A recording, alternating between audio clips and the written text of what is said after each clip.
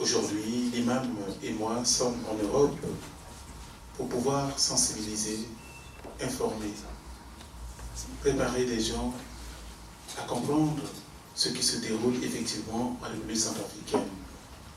Et le problème numéro 1 des Centrafricains s'appelle sécurité. Actuellement, dans notre pays, à Bangui, plus de 57 sites où les gens dorment en dehors de leur maison. À l'intérieur du pays aussi, vous avez des gens qui vivent en brousse, dans la forêt, cachés, terrés, tenaillés par la peur. Pour toutes ces raisons, nous pensons qu'il est temps qu'on puisse assurer la sécurité de ces hommes et ces femmes. Et nous avons eu l'occasion d'en parler avec le président de la République pour l'engagement Sangaris et la MISCA, pour que ces groupes qui sont arrivés en République centrafricaine, et bientôt, nous avons aussi le groupe d'Europe qui va arriver, 500 militaires pour aider Sangaris, que tous ces militaires-là aident les MISCA à assumer, surtout à assurer la sécurité des Centrafricains. Nous sommes là aussi pour dire que la mission qui se déroule en République centrafricaine est une mission difficile, complexe. Il va falloir rapidement penser à une mission onusienne. Et nous nous sommes expliqués en mettant l'accent sur le volet militaire qui pourrait avoir comme un plus-value. Plus de militaires, plus de moyens aussi. Dans cette mission onusienne, nous voyons aussi la présence administrative où l'État étant absent, on pourrait redéployer aussi la reconstruction et le redéploiement des agents de l'État et préparer aussi les élections dans de bonnes conditions. Voilà pourquoi nous plaidons et nous interpellons et nous invitons les uns les autres à comprendre la gravité pour que la mission Sangaris et mission de MISCA très vite pourront recevoir le label mission onusienne.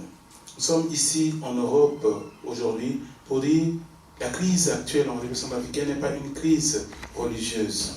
Et heureusement, vous qui êtes de la presse, vous avez lu ce que l'un de vos confrères de la presse Figaro a relayé à travers 2 jeunes prêtres que moi j'ai ordonnés il y a quelques mois et qui ont pris position en accueillant toute la communauté de Bouali, communauté musulmane, dans l'église pour les protéger et surtout leur donner la chance de rester, d'être en vie. J'étais impressionné de voir le jeune qui s'est proposé devant en disant « Si vous voulez tuer un musulman, tuez-moi d'abord ».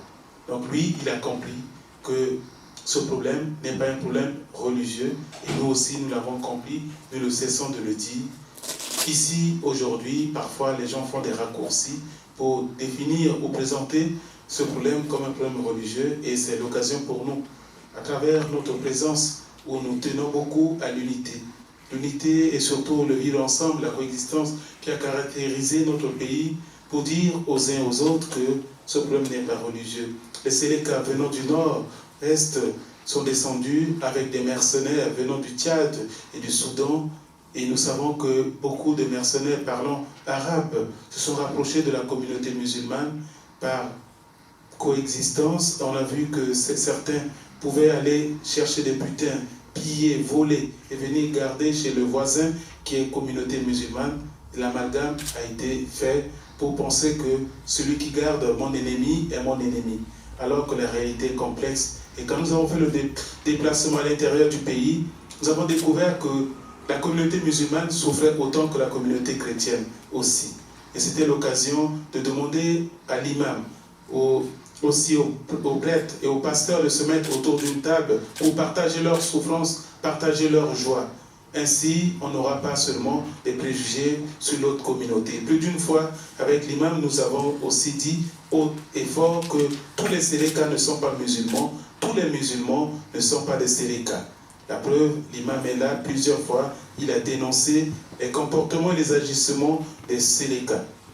Avec les anti-Balaka, nous pouvons vous le dire, c'est le résultat de la haine, le résultat aussi des frustrations, avec des mois et des mois qu'on pille, qu'on tue, qu'on viole, qu'on détruit, qu'on incendie.